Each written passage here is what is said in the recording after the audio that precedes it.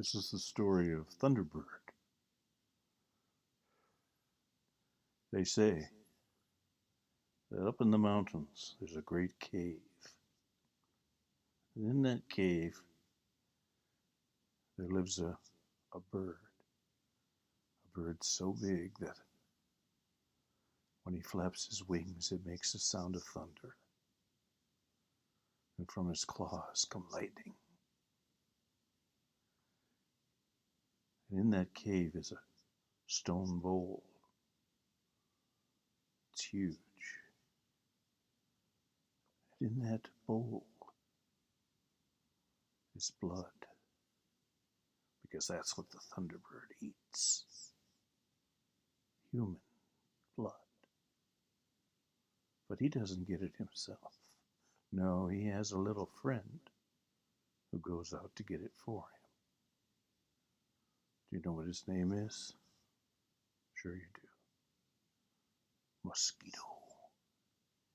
He lands on a person, takes one drop of blood, flies back up to the cave, and bloop, drops it down into that stone bowl. And when the bowl is full, Thunderbird drinks it up. One day, Mosquito came flying into the cave and landed on the edge and bloop, dropped that drop of blood into the bowl. And Thunderbird said, "Mosquito?" Mosquito said, "Yes, Thunderbird." "Where do you get this blood?" "Where do I get the blood?" "Yes. Where do you get this blood?" Now, Mosquito knew if he went out and took a drop of blood from somebody, it might itch a little bit. But if Thunderbird went out and he tried to get his own blood, that might be very dangerous. So he decided he would tell a little fib, just a little white lie, just a teeny tiny untruth. He said, I get it from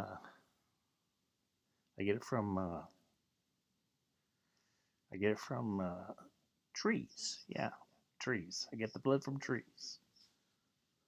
Thunderbird said, "Trees? What's a tree?" You said, "Oh, you know, trees. They stand on the mountainside, they wave in the wind, they got leaves on them." Thunderbird goes, "Oh yeah, trees. I know what trees are. Yep, I better go get some more right now. Bye-bye." Zzz. Well, Mosquito hadn't been gone very long when Thunderbird said, "Trees, huh? I know what a tree is. I can find a tree. Hey, I could get my own blood." So he opened his big wings, went flying out of the cave.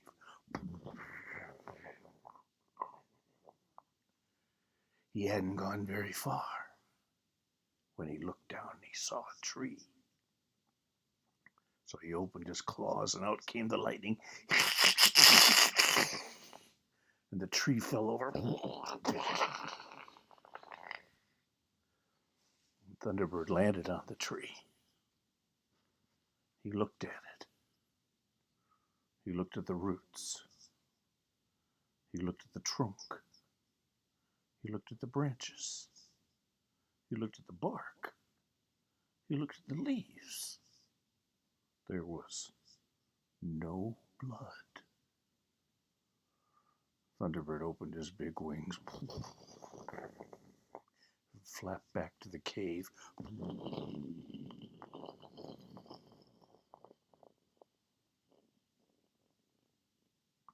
And he was standing there waiting for Mosquito when he came back, tapping his claws on the floor of the cave. Little sparks flying off. Mosquito flew in, zzz, landed on the bowl, and bloop, dropped that drop of blood. Thunderbird said, "Mosquito?" Mosquito said, "Yes, Thunderbird." "I went out. I found a tree.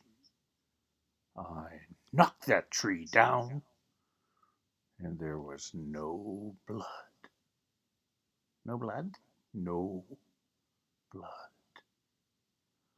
Oh, yeah, well, there's a reason for that. I'll explain it to you here. Listen carefully, and I'll tell you just what happened. Are you ready? I'm going to tell you right now. I'm gonna explain it to you.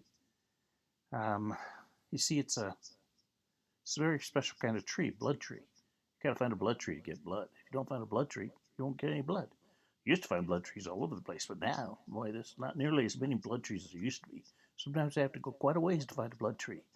I keep looking for them, and there's just not a blood tree. Show me the tree. There's just not as many as there. What? Thunderbird said, "Show me the tree." Uh-oh, said Mosquito. I'm busted. Wait a minute. Sure, I'll show you the tree, Thunderbird. I could teach you how to find a blood tree in a couple hours, no, 6, 7, half a, within a day and a half, a week, within 2 weeks or 3 weeks, maybe a month, a couple months, 6 or 8 months.